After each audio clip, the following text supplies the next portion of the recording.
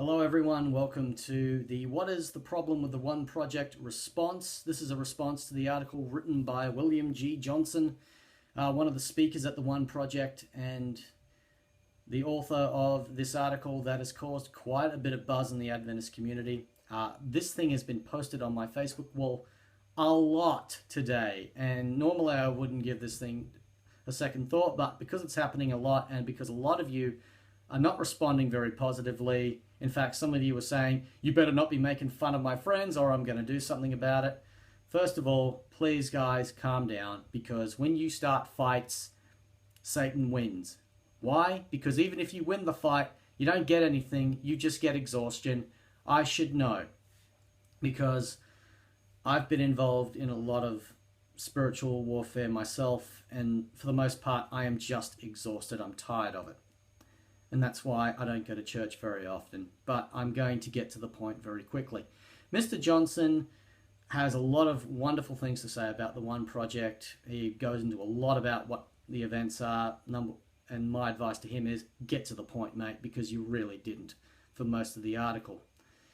His point was, he really couldn't put his finger on what is the problem with the One Project and why there are people out there that have responded negatively to it. From what I gathered from the article, that negativity is, for the most part, a minority.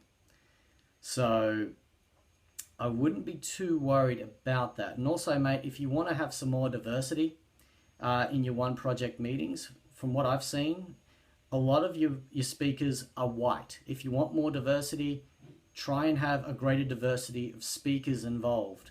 And that way, because it's that subtle message you're getting across. And unfortunately, in America, and even in Australia, it is a big, race is still a very touchy issue. In fact, racism, the word racism shouldn't exist because we're all the one race to begin with. Oh boy. Okay. Now I'm going to get to the point. The point is, the problem with the One Project is the same problem with the Adventist Church, the Adventist denomination. And that problem is that it is what I've said before, the cultural thing. There is a certain culture that everyone has to conform to. And that culture is, in my local church, it's like this. You have to get up, you have to sing along to the songs, and yay, yay, yay, yay, and speak very positively about everything that's there. You're really happy and like this, and say, hey, how are you? Are you having a great day? Happy Sabbath. Are you creeped out? You should be, because that is nuts. Now, am I going to accuse you all of being fake? No. Seventh-day Adventists, I found for the most part, aren't fake. They are manufactured. You all seem to have this idea that you have to behave and act in a certain way to be Christian. No, you do not.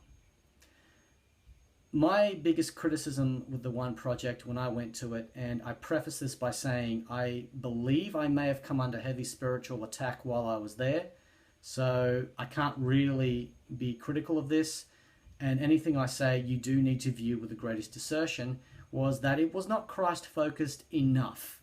It focused a little too much on Ellen G. White, and I'll get into another video one day, maybe as to why that's a bad thing. But for the most part, Jesus wanted you to come as you are. Just as you are. Be honest with who you are, with yourself. The good and the bad. I mean, I would love to go to a church where not everyone is acting like they're in a cult or on drugs all the time, like I'm pretending to be right now. And again, I should be scaring you. But for the most part it is, and that's another thing. It's predictable, and predictability equals stagnation.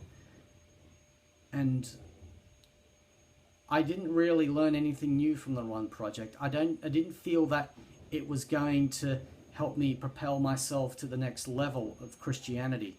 And for the most part, that problem is affecting the Adventist Church as well. So my advice is this.